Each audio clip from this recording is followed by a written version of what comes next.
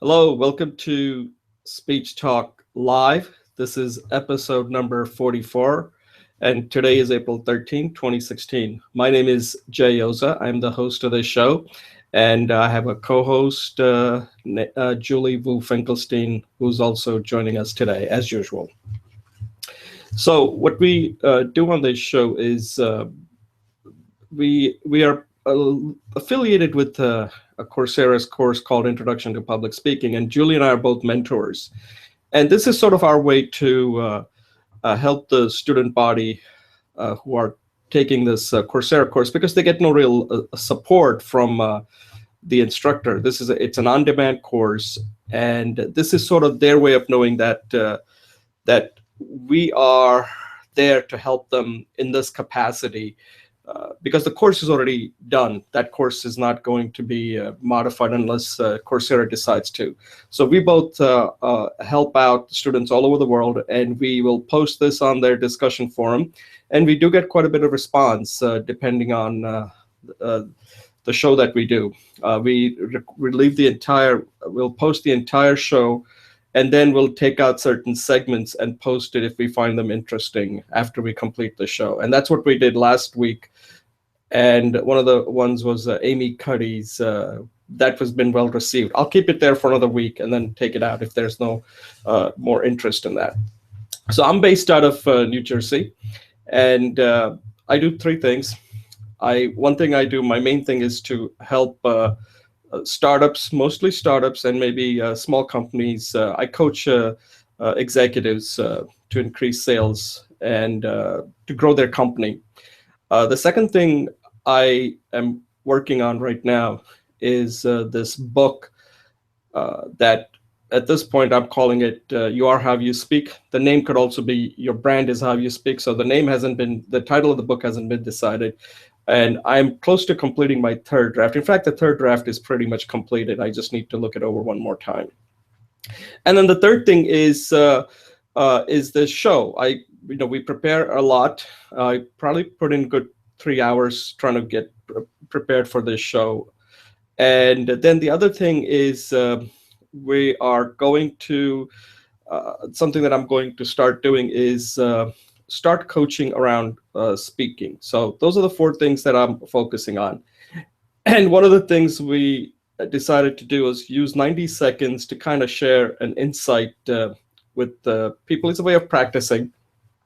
Because one of the things that I always mention is that besides learning, teaching, coaching, we also have to show that we are also struggling trying to become good at public speaking. So we use this 90 seconds. We use the entire show, but 90 seconds is a quick insight that you could use to practice if you want to share some insight.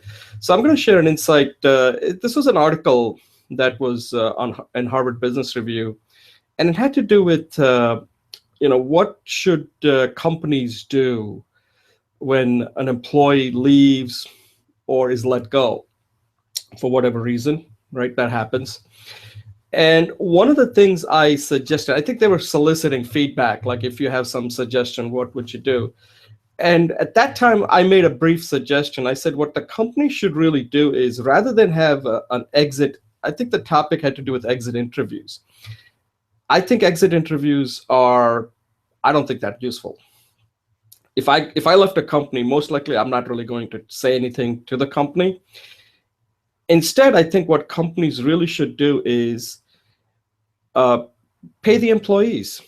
Let's say I left your company, rather than having me have an exit interview for 1 hour, just say, listen, I'll pay you $1,000 and hire me as a consultant and tell me all the things that we're doing well and all the things we could improve. And if you can submit a report in a week, we'll pay you $1,000. And companies actually hire consulting companies to come in and just do that. And the person who's in position to give you that information is somebody who's worked there and is now leaving. And since he's left and you hire, it's probably better to do it through a third party and just hire that person and just pay them $1,000 and say, listen, we'll pay you $1,000 if you can submit a report, and then let that third party then scrub it and then submit it to the company's executive team to saying, this is what we're hearing from the people that are left voluntarily or involuntarily. So I don't know. I think it's a good idea. I don't know if companies will ever do that, because I think the exit interviews are usually practically useless, in my opinion. So that was a little insight that I wanted to share. So at this point, I will let Julie introduce herself, and then we will start our program. And we have 3 segments today. The first segment is going to be interesting. We are going to kind of review on a quarterly basis our goals that we recorded in the first lecture, first show of the year. Then we will go over Julie's identity, and one of the aspects she's talking about in her video that she recorded is money, how money affects one's identity. And the third part of this show is going to be, now that we have done this for quite some time, how is this affecting us? Like, what are we noticing? And this is not only what we're noticing, how other people are perceiving us as we are improving the skill, because that's important. So these are the 3 segments. So at this point, I will turn it over to Julie to introduce herself, and then we'll get going with our first segment. Julie, take it over. Oh, good morning, Jay. Thank you so much. And I apologize for the lighting. So I'm going to try to switch after I speak. So my name is Julie Wu Finkelstein, and I am based in Stanford. And as Jay says, I help coach with the students of the public speaking class. And today, I just coached someone on the bio, and I use the hacking technique that Jay developed, and was very, very powerful, because she did her bio in the way that sounds like a chronological thing, but I switched it around based on the hacking technique. Is like the one sentence about who she is, right? And I said that the way she did it, it didn't really help people grab people's interest. And she says, but it's a bio. I said, every piece is marketing. So I just want to underscore, Jay, that your technique of the hacking technique works in lots of different situations. So anyone's interested in using the hacking technique for identity, I have a template for that. So thank you, Jay. Okay, Julie, thanks a lot. Yeah, I'd like to know about more of that. Maybe you can we can talk about it after the show's over. So at this point, I'm going to take a brief pause, and I'll introduce the first segment.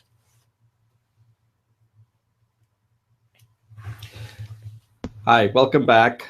My name is Jay Oza. This is Speech Talk Live, episode number 44.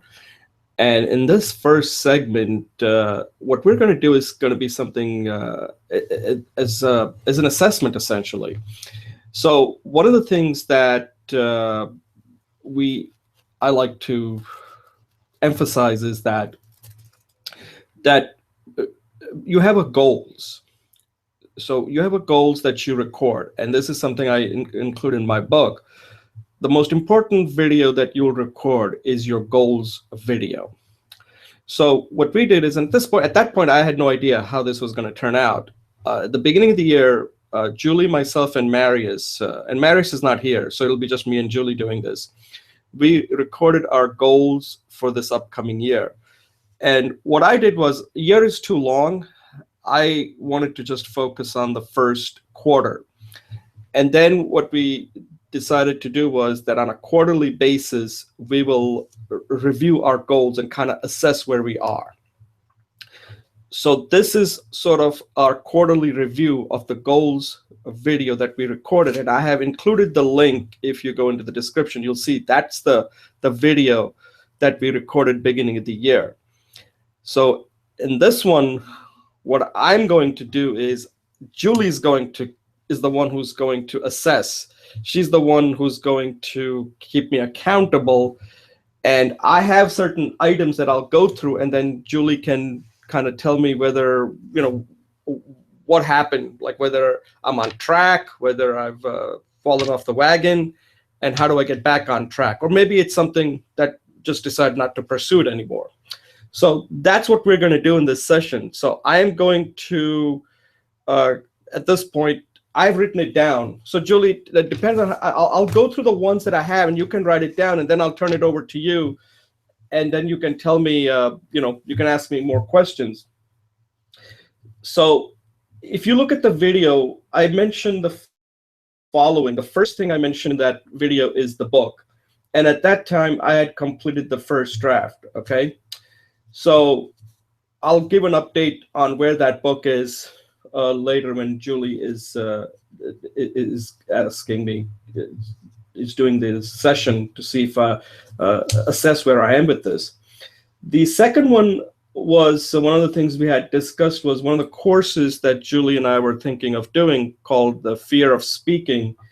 And that hasn't gotten anywhere for a number of reasons. So we can discuss that too. Then there were some Speech Talk Live specific things. In Speech Talk Live, I think we decided not to do too much there because lack of interest and lack of support. So I think for Speech Talk Live, all we have done is we record these shows and we put it on the discussion forum, and we've tried repeatedly to get people more engaged, and it's just very difficult to do that. And it's not like, we're full-time Coursera employees that we have to go and seek these people. Unless there is an interest, they have questions, what we're doing is more than enough, and I think I'm pretty happy with that.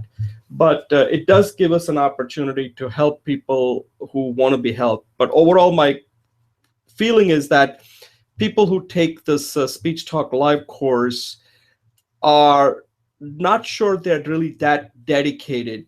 I think they need more hands-on help, and that's just not possible to do it in that course the way it's organized. It's not possible.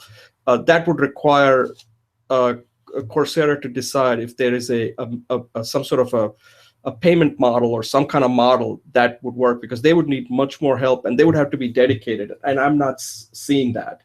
So what we did there was we recommended some of the ways to help students if they want to do it on their own. We introduced the 330 challenge at that time. This was beginning of the year, and I think that has gone well. I think Julie has taken that challenge, and I think Fabiana from Brazil has taken that challenge, or she's working on that. The other thing that I had mentioned is that I was going to do a 330 challenge reading the book Amy Cuddy's Presence. I didn't get around doing that for a number of reasons, because I already had done a 330 challenge, but I wanted to show that how you can do a book. That's a book challenge, and it's something that I want to work on, but it's not a high priority at this point. The third thing, the last thing I'll mention is how to use a screenplay to become a better speaker. We did record a video. I think we did one whole segment on looking at screenplays. I think we looked at Godfather, we looked at Schindler's List, and there might have been another one. And I think this is a good way to compare yourself. If there's a speech portion, it doesn't have to be long. You can read the screenplay and act it out, and then compare yourself with the professional. Now, obviously, you're never going to be as good as the professional, but it gives you some way of measuring yourself, because these actors are professional. And obviously, this is your way of testing yourself, that if you can take the speech, how close can you come to a professional? It's a good way to practice. So there needs to be more done. I think I was thinking of perhaps creating after doing that show, I need to look at it more, and maybe Julie will have some feedback. But one of the things is that could turn into a course itself, I have a feeling, that how to use screenplays to improve your public speaking. So these are some ideas that I have. So these are the things that I had discussed in that opening video. So at this point, I'll turn it over to Julie to kind of probe a little deeper and see what I need to continue from here, because this is sort of like the end of the first quarter. So Julie, why don't you take it over and see if you have any questions, because you're the one who's supposed to keep me accountable. So Jay, first of all, thank you, and I think this is a great program. Just for the audience background, we started meeting on a weekly basis. So, and I think that has helped us. I made a commitment in the video that I would check on you every month. But as a matter of fact, we went on the weekly. So let me ask you this. what was the top, you like to work in threes, so I use your method. What are the top three things that was your priority and you think that went well? Yeah. Okay, so number one was the book. Okay. So at this point, when I recorded this, I was close to completing the first draft. Now we're in April here, and I'm pretty close. I'm close to completing the third draft. Okay. Mm-hmm. So I made progress, not as fast as I would have liked to, but I'm quite pleased with it because I'm learning a lot along the way. I'm not in a race here to get the book done quickly. I want the book to be done, but at the same time, I want the book to have a book to be good too. So I think after the third draft, I would say that I should try to wrap it up. What I'm now doing is going through each time, and it's much faster because I don't need to make a lot of changes. So after going through the third draft, I realized that I still need to go through one more time because there's some new things that I have thought after reading it. It's now all. I don't need to add any more material. It's all there. Now it's just a matter of making it sure that it's readable, things are flowing well, and there is some consistency in the book. There is a focus there. So that's what I need to work on in my next draft. And maybe what I'll do there is I'll record it and see how it sounds. Okay. So book is the number one. The second one was supposed to be the course. I didn't get around doing that. And that's because the book is not complete. So I have all the ideas, and that's some of the things I've already mentioned earlier, that there are several courses that I could work on. So course was supposed to be number two. And third one was, actually I should take that back. It wasn't the course. The second one were hacks. So I have come up with the hacks, quite a few hacks, like a lot of these challenges, like 330 challenge. Because what I'm trying to do is that public speaking is difficult as it is. And it's mostly, there's a knowledge component and then there's a skills component, right? And the knowledge component is what most people try to push forward. That's what they give you. Like, you need to know this, you need to know that. And what I'm focusing on is the knowledge part is sort of something anybody can pick it up later on. There's a lot of resources. I'm focusing more on the skills component. What are the practices that you have to engage in? And that requires not just the practice itself, but how do you evaluate yourself? What kind of feedback do you get? Because unless you have that, you're not going to improve. Now, I'm trying to create it so that anybody can do it on themselves, but at some point they may need to work with professionals like you and me. So that's up to the students to decide. But I'm just giving them everything, but it's not clear they can do it on their own. They may need help from us, and we're happy to provide that. And that's something that you and I need to talk about. And the third thing that I didn't really do, which I just swapped it around, is to start kind of formalizing a course. So I would say those are the top three. Okay. Well, can you hear me? Yeah. I'm good. I think you're right. You've done tremendous strides on the book. As you know, we worked on it quite frequently, and I think it's looking really good. And I thought you had some new title for the book that you were working with your father on. There was one that I really liked. I don't remember what it was. And I think the title of the book is really important. I'm going to ask you for two commitments. One is give me a date when you have a title that you're going to settle on. Yeah, so the title I think you and he liked is this one. You Are How You Speak was one of them. Uh-huh. And the other one I was thinking of was Your Brand is How You Speak. Okay. So I would like you to give me a date that you make a commitment to the title. Oh, okay. I would say probably in another, I would say by the end of this month. Okay, I'll say May 1st, okay? Yeah. And then the other day, I would like for you to make commitment Wait to me. 1 second, let me write this down, May 1st. Yes, we have to keep our lives straight. Yeah, go ahead, sorry. And the other day I'm going to ask for, and I know, nothing is etched in our lives, but I want it to be etched at least in stone, is the date you will send it off to our editor.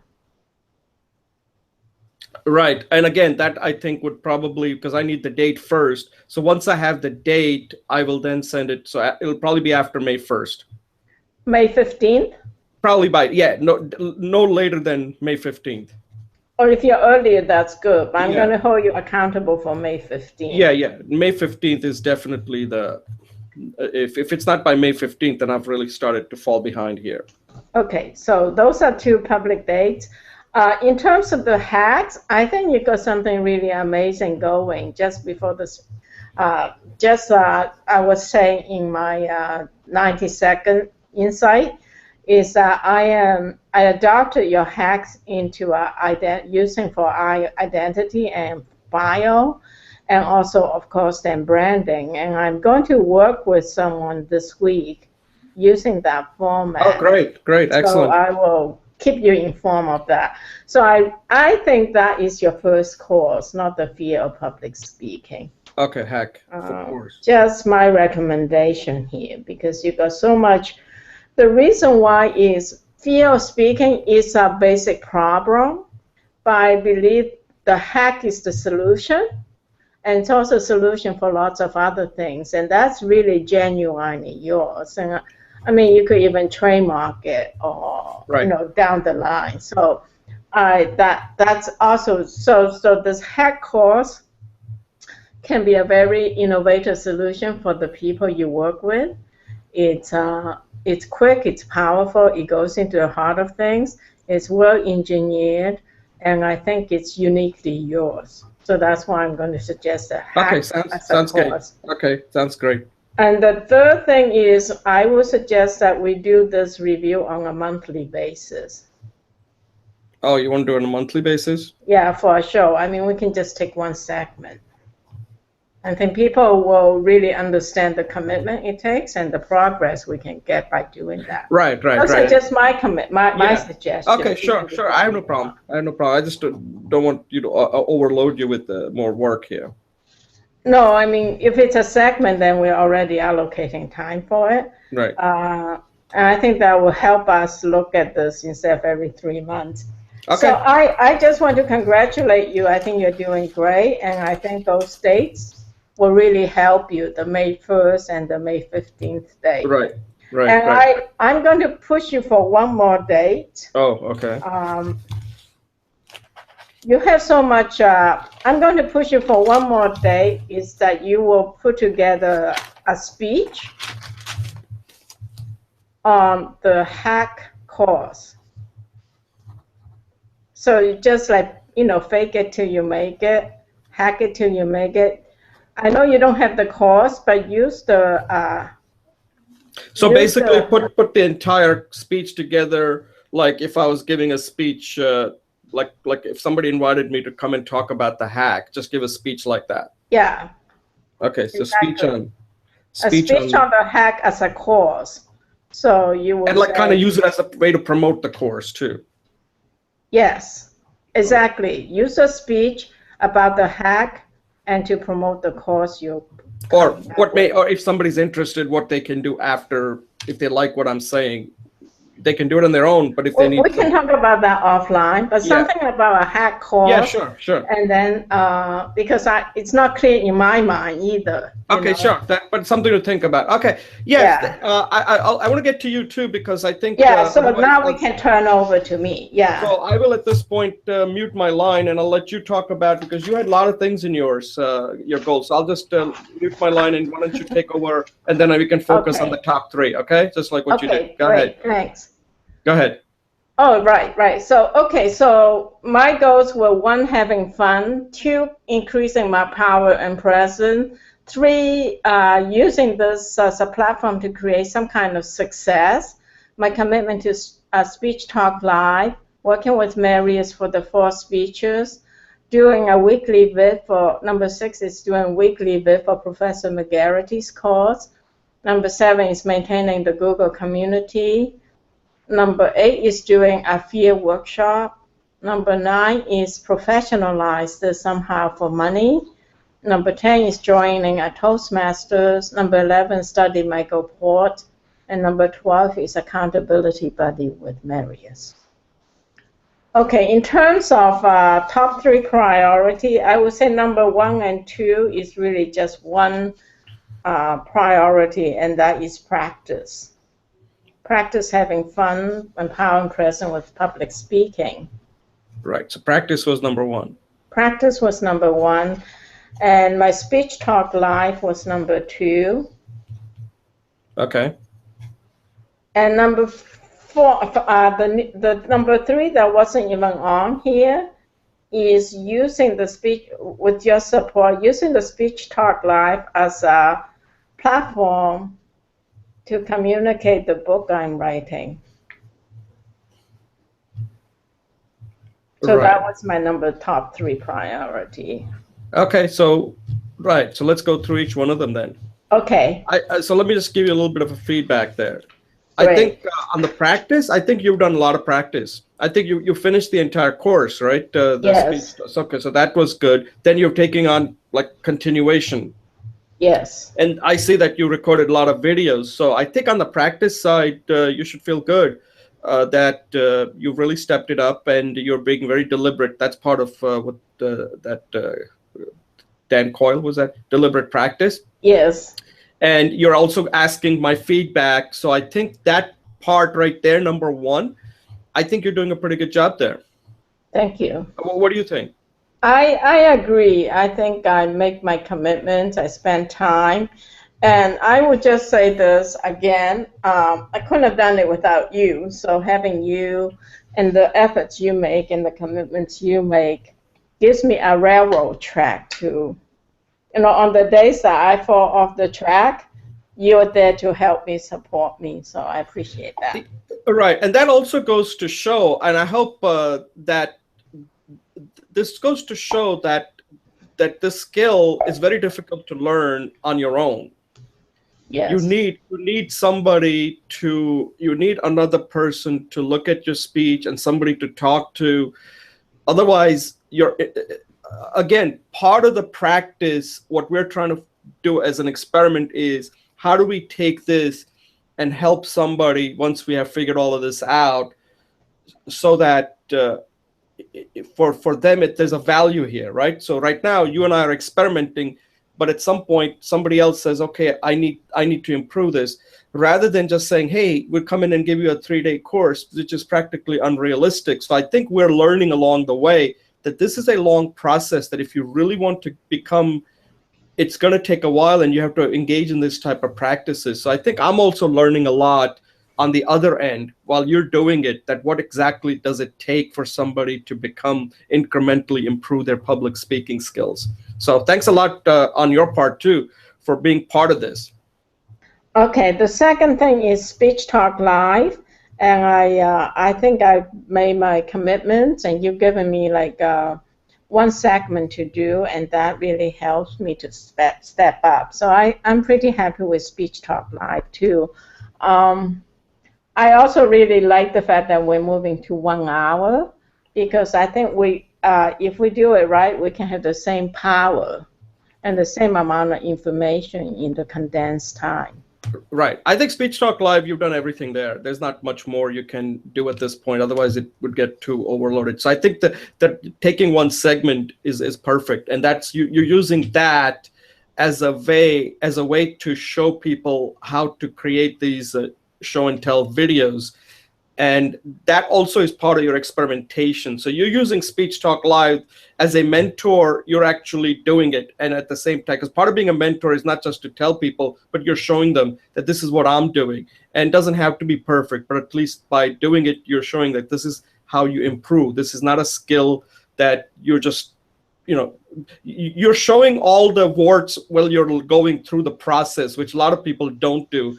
And people think that, oh my God, unless I'm perfect, I shouldn't be giving a speech. And I think it takes a lot of courage to show people that, listen, this is how you learn. When what you're showing is not going to be perfect, but unless you do this, you're never going to get on a stage and do it in front of people and be confident that you can pull it off. So I think what you're doing with Speech Talk Live is fabulous. Thank you. Finally, actually there was another one. So I'm going to put them together and you can pick whichever one. I have, since the beginning of the year, this online program. It's on a Google Hangout. I don't record it. It's called Read and Discuss Your Success Path.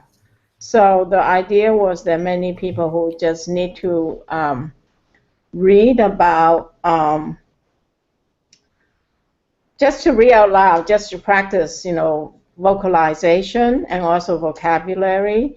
And so everybody wants to be successful, so we usually pick a book and we read it, and that's been pretty consistent. Very low attendance, but luckily I have one person who always shows up, and now we have two. So that's been very nice, and I enjoyed that, and I think that's increasing my skills. And finally, the Speech Talk Live, they're using the platform, STL platform, which is essentially what you already talked about as segment 2. So, what about the book? Well, the book itself is not really part of the public speaking program, but it's a major project of mine. And as you know, I hit a block because someone told me I need to not do it that way and completely rewrite it. And so I'm still recovering. But I think it's a good thing because it's clarifying my message.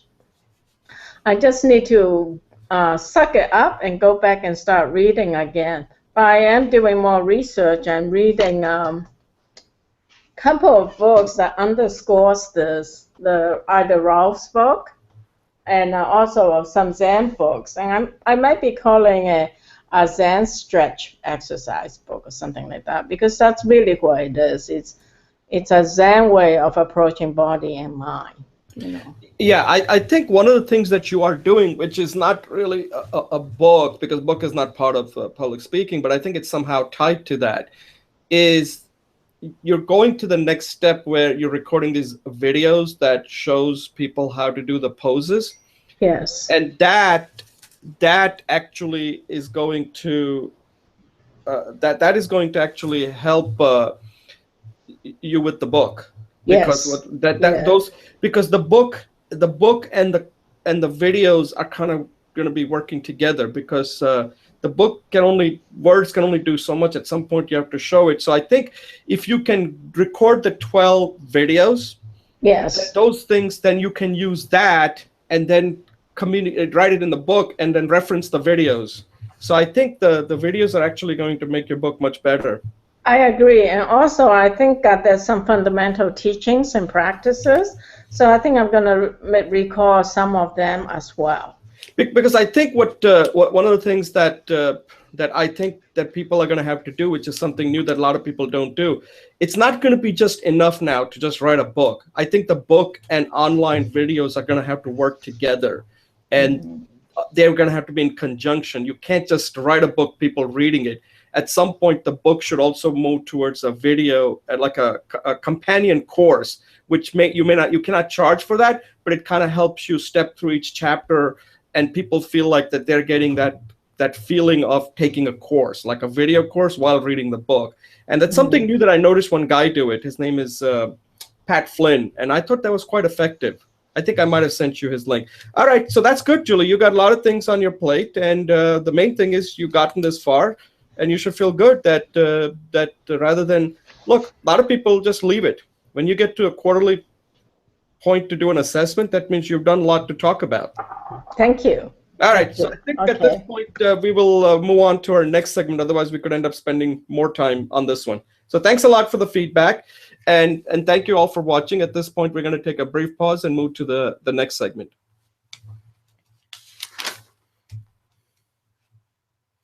Okay, welcome back to Speech Talk Live, episode 44. My name is Jay Oza, and I have my co-host, Julie Wu Finkelstein, with us. And in this segment, I will turn it over to Julie. She has recorded a video that I have included in the description section of this YouTube video.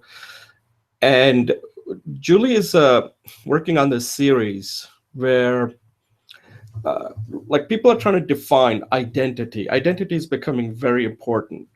And there are all sorts of different aspects of an identity. One of the things that defines somebody is money. Money is very important. So Julie goes into depth and explaining like how to view money, because otherwise you could get consumed by money and then miss out on other parts of your identity. You don't want money to be the only thing that defines your identity, and you have to think about it. And I think Julie kind of sets us straight here on how to think of money so that your identity is sort of balanced. And I'll let Julie talk more about it since it's her video. And at this point, I'll turn it over to Julie to kind of introduce the video that she's recorded. And then I can, as part of the video, I can give you the feedback on the video itself. Like if this was a speech you had to give to an audience, what would I recommend? So I'll let you just tell me what kind of feedback, because the video itself is a video, but then the thing that I'm going to give her feedback is that if this is something that she had to give in front of a live audience, what would I ask her to, what did she do well and can she improve? Let her drive the feedback part of it. Okay, how she wants to receive it. So Julie, why don't you take over and kind of explain to us this whole concept of identity that you're working on and how money plays into this whole identification process. Thanks, Jay. Yeah, so actually I recorded this video as a way for us to dialogue, but maybe this is a new format you and I can explore, and you can give me feedback on how we can structure videos for dialoguing as an opening base, as a launching pad for dialoguing. So my idea is basically that our identity is very important. And it has certain attributes. First of all, certain component pieces to it, like a product has different pieces. So first of all, we have our attributes, like are we happy, we sad, our personalities, are we optimistic, are we resourceful, are we creative, are we introvert, extrovert, right? Actually, what's our management or leadership style? Are we more a manager or a leader? Do we inspire? Do we control? So all those personality traits affect identity. And money is, and then also we can take that identity and use it as a way to set up our template for how we want to live our lives. That's my basic thesis. One of the things that's very interesting about money is like a very good mirror for looking at identity, because how we feel about money reflects who we are. But who we are also reflects our attitude about money. So it's kind of like a bi-directional thing. In this talk, I was trying to get those ideas into on paper so that we can have a dialogue, you and I, if we have time, maybe another time.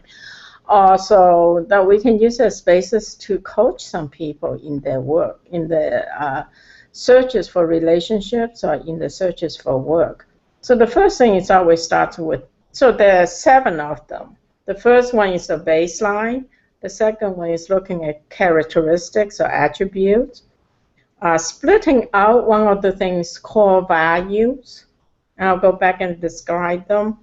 What desires, goals, visions, all that falls into desires. And then taking the goals and the baseline, you can develop a strategy. That's what they call by gap analysis. Finding the gap between where you are at and where you want to be. This gap is the basis for you to develop a strategy. Finally, the basic question of balance. Some of us want a lot of money. Some of us say we don't mind being poor, but where's that balance? If you have kids, you're going to need money, right, Jay? And finally, how practical is your attitude toward money? Because one of the things we say is a lot of people want to make $300,000 a year, for example, but sometimes they don't have the skills. And sometimes it takes a lot of work, and that will affect the quality of life.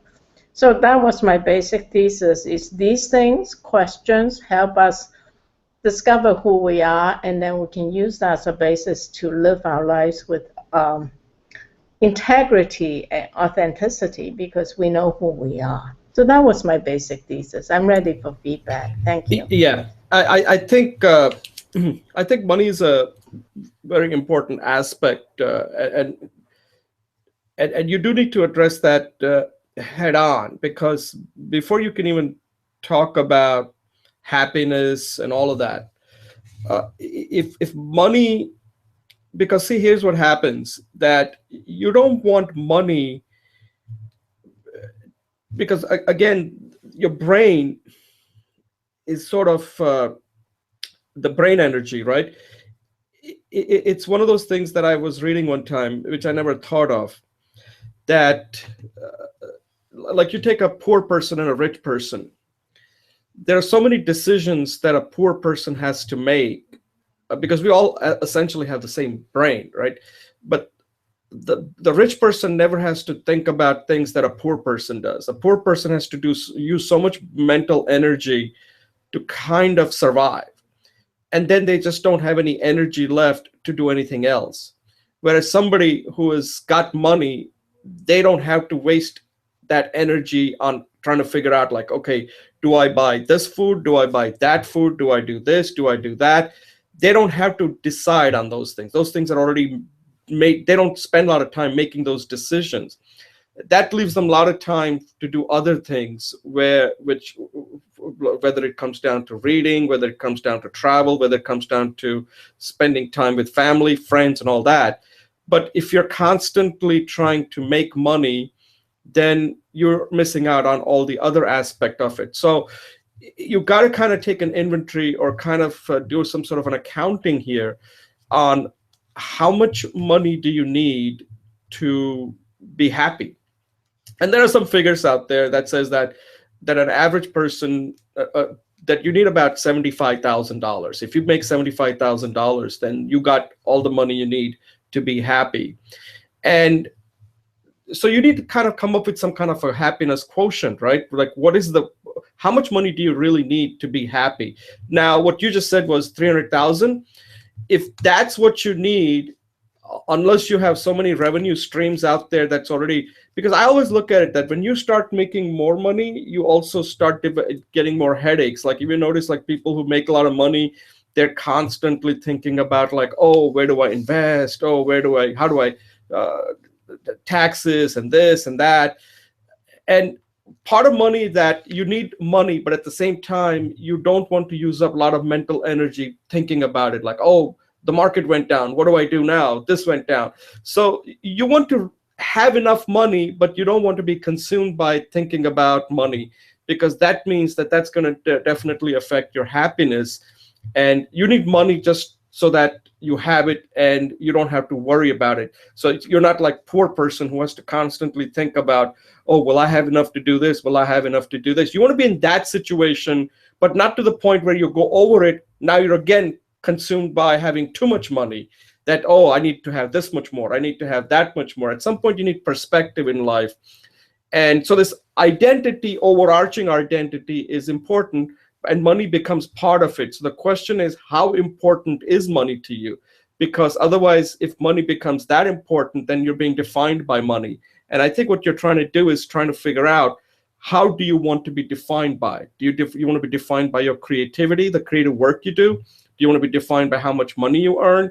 And at the end, it's what's going to make you happy. And I think this idea of talking about money is very important, that we all need to have that discussion. Otherwise, we're just going to go out and saying, oh, I need a bigger raise. I need to make a killing on this investment. I need to do this. I need to do that. And that's not what's going to make you happy. It may create more problems. So I think this is a very important topic, that if somebody really wants to sit down and go over it, you have to write down different aspects of your identity. It's happiness, creativity, social, all these different aspects of it, and then see where, like, what money that you need, so that you don't have to think about it.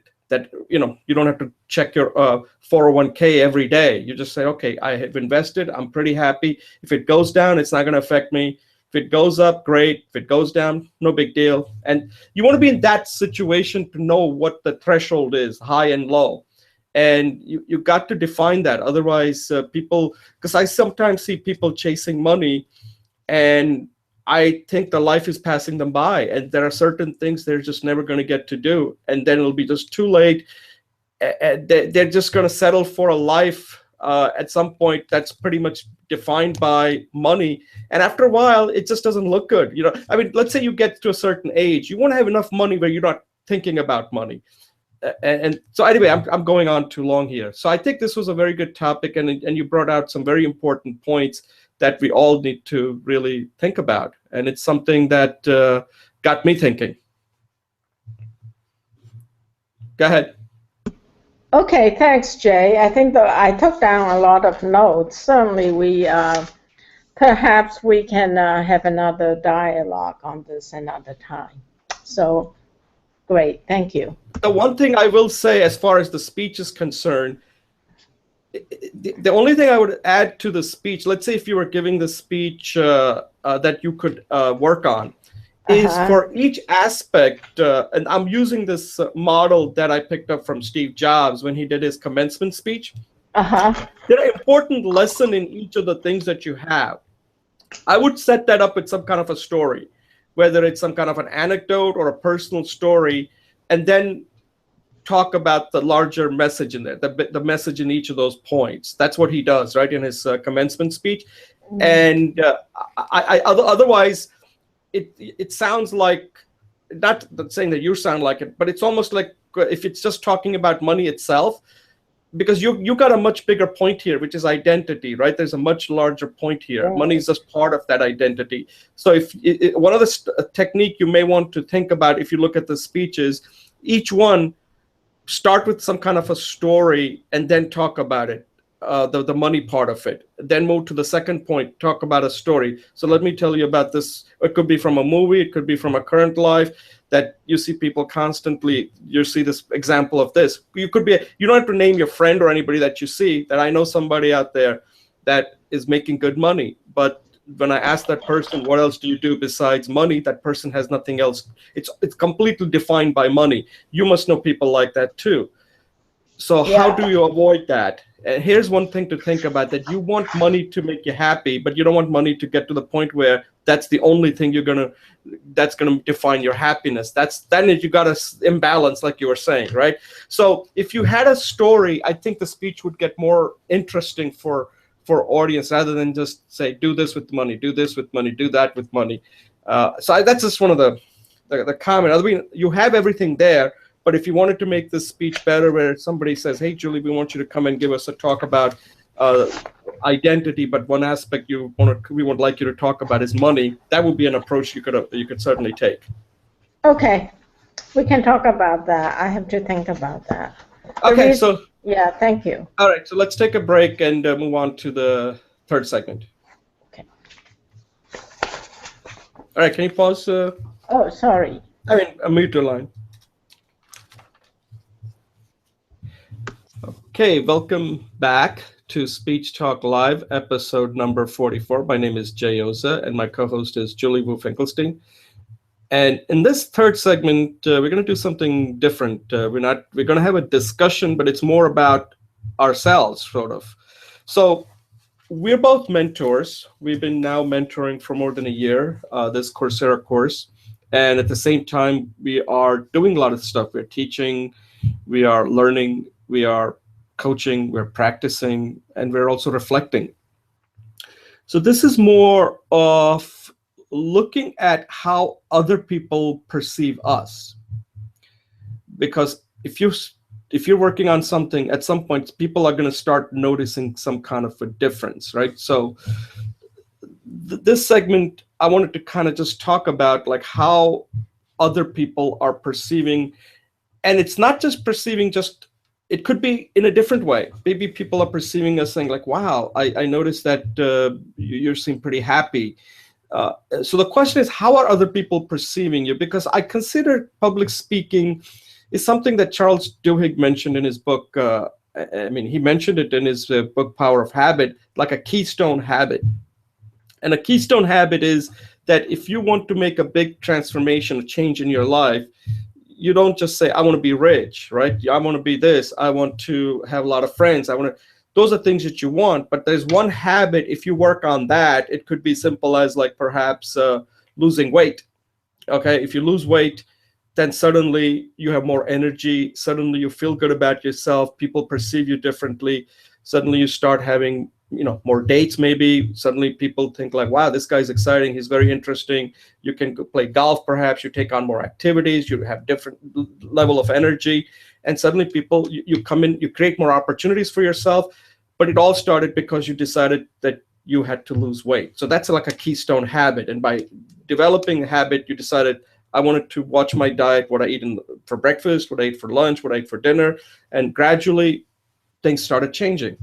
So I consider public speaking is that type of a habit. It's like a keystone habit. Once you start working on it, things start changing. You start feeling differently about yourself and people perceive it differently. So I wanted to have a discussion with Julie on it, and I'll put Julie on the spot. I'll let her go first. And since she's been doing it, and it's something you have to think about, right? It's something you do have to think about, how other people are perceiving you. And you have to keep track of these things, because otherwise things happen. It's like a slow boil and you may not notice it.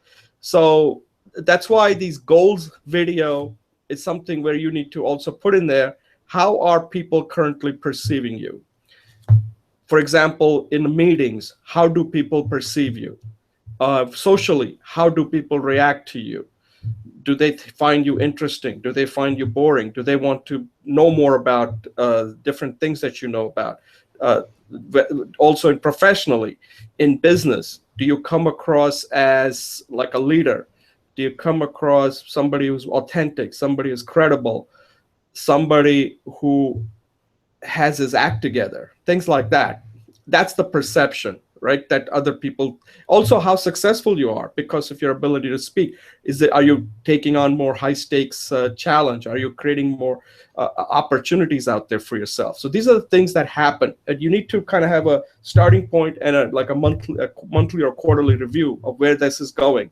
And the habit, the practices that you do, these are like the things that you start noticing as you keep practicing this habit of improving your public speaking. So at this point, I'm going to ask Julie. Julie, you want to talk about, since you've been now doing this and I know there are a lot of things, this segment can go on for a long time, but I just want like 3 things that you suddenly started noticing on how other people suddenly view you based on after you made a commitment to work on this. I consider it like a keystone habit. Whether it's from your family, whether it's from your friends, whether it's from strangers, or something where you're creating more opportunity for yourself, you're taking more risks. Talk about that. What are 3 things you're noticing on how people are perceiving you after you made this commitment? Okay, thanks, Jay. Yeah, so one of the things, as you know, is I've been working on structuring speeches, and it actually trans over to writing as well, using the sandwich technique to organize what I'm going to tell them. And basically, I discovered that it's not only what am I going to tell them, but why it's important for them to listen to what I'm going to tell them. And then the second piece is the details, and I always try to like no more than 7 points, right? If it's more than 7 points, I'll list it.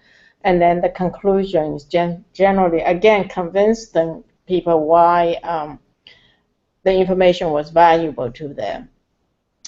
In doing that, one of the things I do think that people have noticed that, and part of it is my presence has changed. Quite a few times people said to me, even on the video, that you look different, you look younger or something. And I think it's because I'm more self-assured.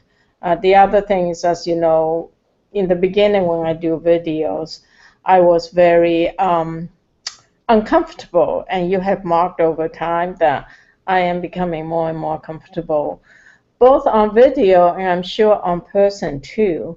And so, so finally, because I'm more comfortable in an uncomfortable situation, that has translated into I'm more comfortable reaching out to people. So I find out that I'm generally more effusive and more friendly, and which is my natural personality, but sometimes it's a bit repressed, and I'm just becoming more buoyant, So I think that overall I'm becoming more approachable, more relatable. That I kind of couldn't have done it without this, weekly practice. So that's the time I'll take to do that. Excellent. That's that's a thing, because you do need to keep track of it, right? So one of the things that we do here is we talk about a lot of different topics. Lately we haven't, because we haven't reviewed any speeches where people talk about these weighty issues.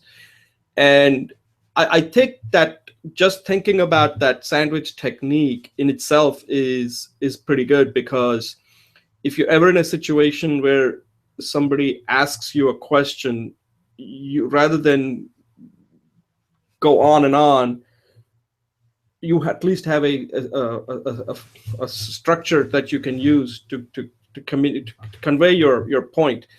And at the same time, you are able to communicate in a way that people can understand. You're kind of also, you're speaking, but you're also watching them too, how they're reacting to it.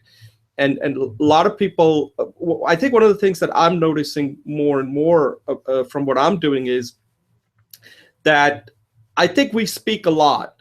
I think that the thing that I'm trying to get better at it is picking up cues when people are, how they're reacting to it. And the other thing that I'm noticing is that I think because we do this, I can go and talk to just about anybody now. I don't have to have a fear. And this is something that I cover in my book. This is what I'm noticing, is that once you start speaking, you have to start kind of raise the game, up your game. And when I say up your game, means that you also want to put yourself in a different situation where you can talk to somebody who could be interested in sports, and can you carry out a conversation? Can you somehow, it's something that we have talked about in the past on how to go from small talk to mid talk to big talk, right? Which is something that I'm kind of able to do. I don't want to say fairly easily, but I'm not, I don't resist myself. I don't miss those opportunities where if there is an opportunity to talk to somebody, I can then take the conversation further rather than just simple hi, hello, and that's it. I think that's how you create potential opportunities with other people, on how much you're willing to take the conversation to the next level.